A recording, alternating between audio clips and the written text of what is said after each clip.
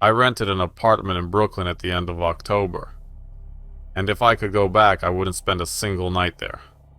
The building itself looked fine. Old pre-war brick, high ceilings, heavy doors, thick walls. The kind of place a New York broker describes as having character. The problem wasn't the building. The problem was that when I eventually told people I was hearing footsteps inside my apartment at night, no one seemed surprised. It took me a while to understand why. It had happened before. I had just gone through a divorce and moved out of Queens. I wanted somewhere cheap and quiet where I could start over. I work from home, restoring old photographs for a private archive, so I didn't need much. A desk, a bed, good internet, and silence. The broker showed me apartment 5H. It was small, but nicer than I expected. Old hardwood floors, a narrow hallway, a clawfoot tub, a kitchen window facing the courtyard. There were small metal ventilation grills above several of the door frames. I asked about them. Old ventilation system, the broker said. Building's almost 100 years old. Then I noticed all the locks. 3 on the front door. There was even an old keyed lock on the bedroom door. The little storage closet had a chain mounted on the inside. I laughed. Previous tenant paranoid? The broker didn't. People used to take security more seriously. I should have paid more attention to the way he said it. I signed the lease that afternoon. The first 2 nights were completely normal. On the 3rd night, I woke up sometime after 2 in the morning.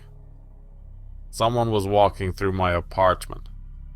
At first, I thought the sound was coming from the hallway outside. Then I realized it wasn't.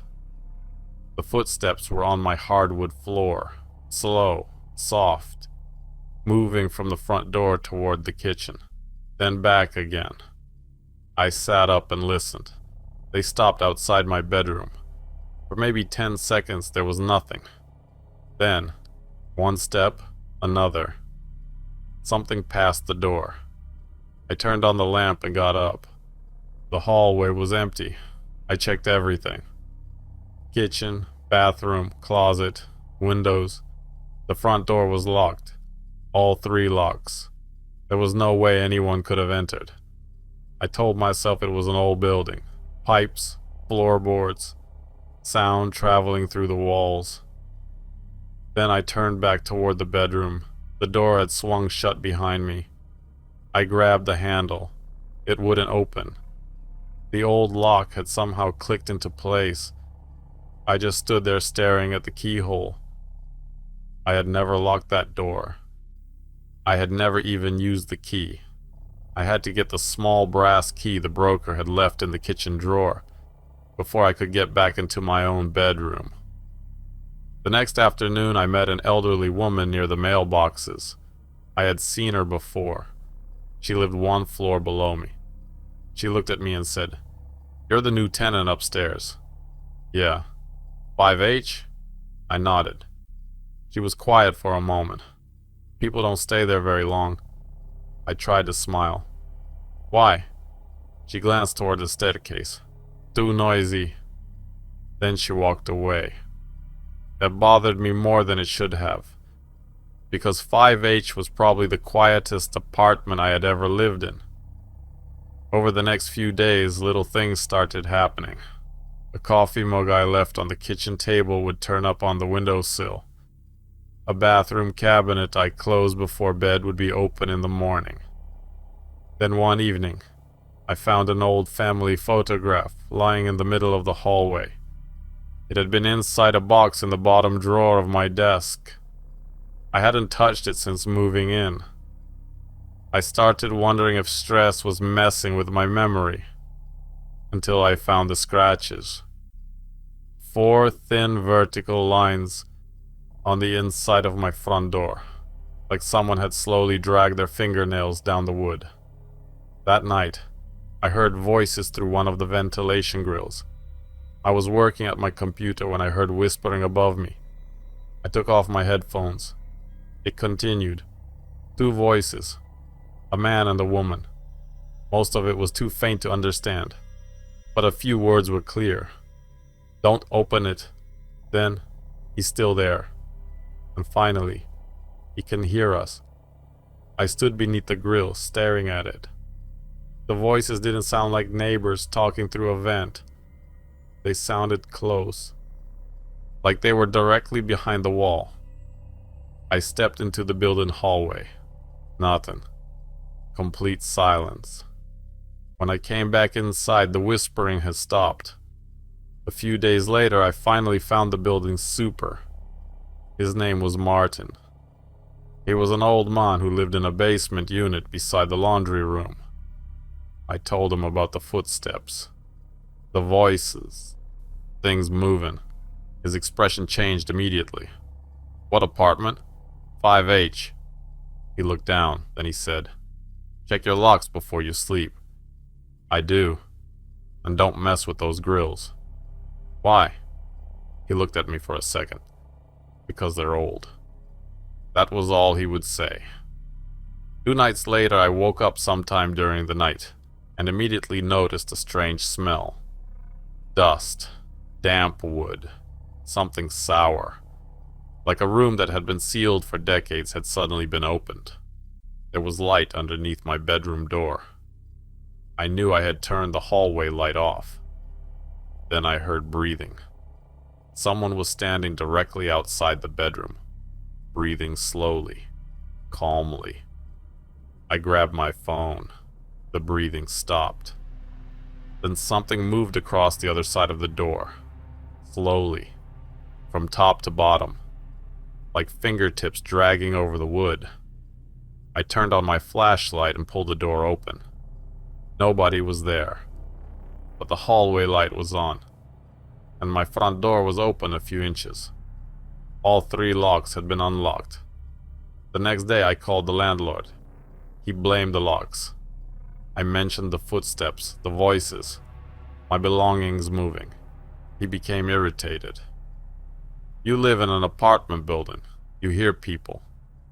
You know something happened in 5H, don't you? There was a pause. Then he said, people make up stories about old buildings. And hung up.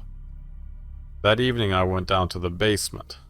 I wanted proof that I wasn't losing my mind. Behind the laundry room was an old storage area filled with boxes and building records.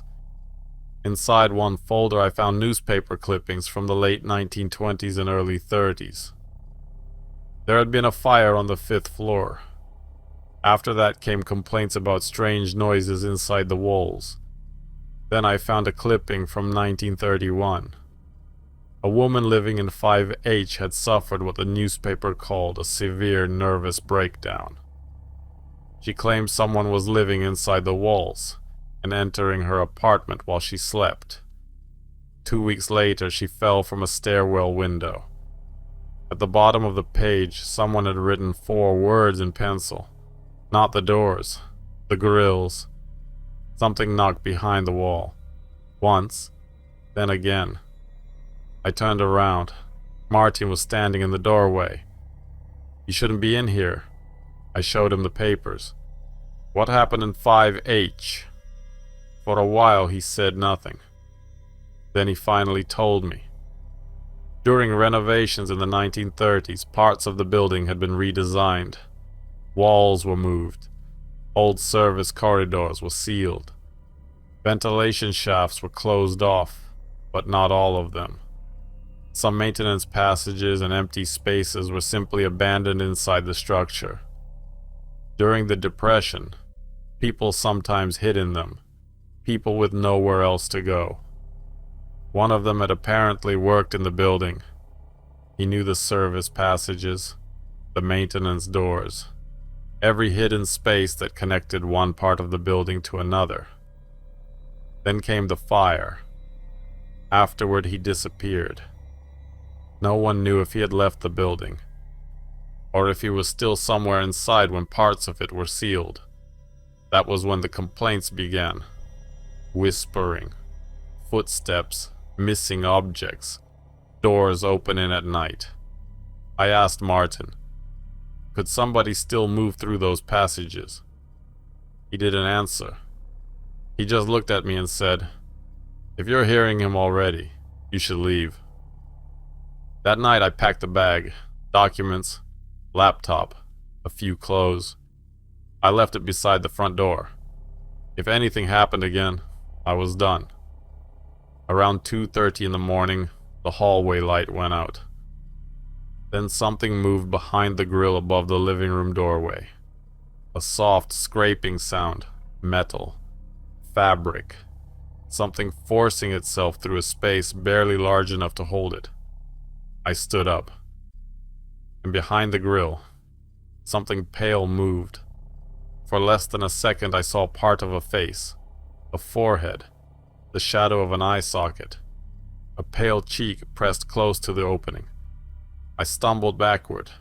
It disappeared. Then someone began trying to unlock my front door. A key entered the lock from the hallway, turned, stopped, then tried again. I shouted, "Who's there?" Everything stopped. Silence. Then a man whispered from the other side, "Open the door." I didn't move. A few seconds passed. Then he said, "I live here." In the morning, I found a key lying outside my apartment. Long, rusty, old enough that it obviously didn't belong to any modern lock. I brought it inside and put it in the bottom drawer of my desk. Then I went downstairs to see the woman from the 4th floor. Before I could explain anything, she asked, "Did he tell you to open the door?" I just stared at her. She let me inside.